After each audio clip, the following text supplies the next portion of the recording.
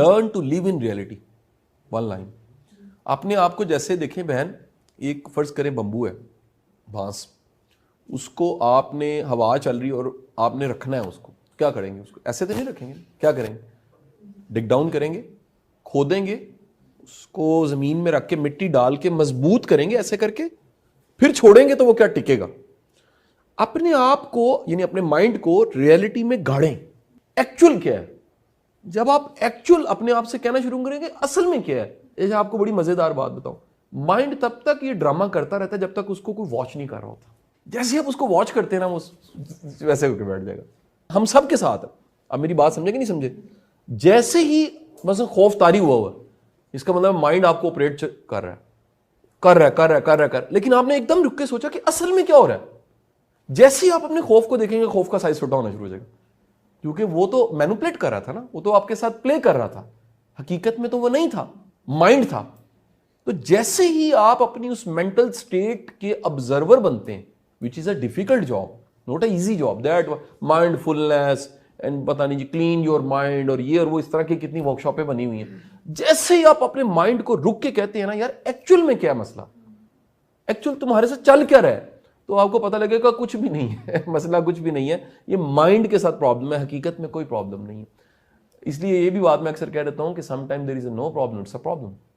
कुछ तो कहते हैं यार आज की गल है, आज मजा ही नहीं आया, आज कोई मसला ही कोई नहीं है, लिहाजा वो क्रिएट कर लेते हैं। उनका माइंड कहता है कोई मसला क्रिएट करो ताकि दिन तो गुजरे।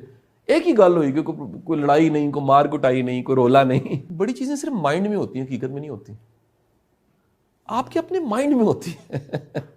माजी कहाँ है? माइंड में। मेमोरीज क्या है? माइंड। खौफ कहाँ होता है?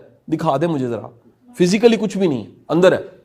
अगर आपको पता लग जाए ना कि यार प्रॉब्लम माइंड के साथ होती है, बड़े मसले हल हो जाते हैं। हमारा मसला ये है कि हम जिस तरह फर्ज करें, वो छोटा बच्चा ख्वाब से उठ के कहता है कि मैं डर गया, बुला कहां पर है, तो वो थोड़ी देर बाद उसको समझ आती है कि नहीं वो ख्वाब था। अक्लमंद वो है जो अपने माइंड और रियलिटी में फर्क निकाल लेता है, जो निकालता है कि यार ये मेरा माइंड मेरे साथ मैनिपुलेट करता है, ये मेरा माइंड है जो मेरे साथ खेल रहा होता है और मुझे पता नहीं लग रहा होता, और मैं उसके हाथों खेला जाता हूं।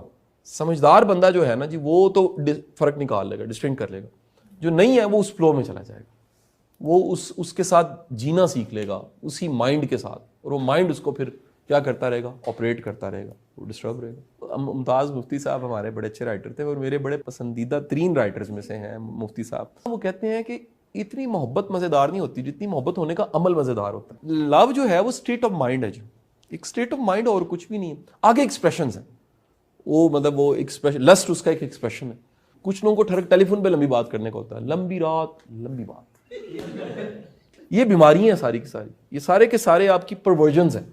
नॉर्मली लव जो है वो तो एक बड़ी पॉजिटिव मुस्बत चीज़ है, वो तो हमारे फिल्मों ने, गानों ने, चीज़ों ने खराब कर दिया। बाकी तो सारे का सारा जो है बेसिकली स्टेट ऑफ माइंड है।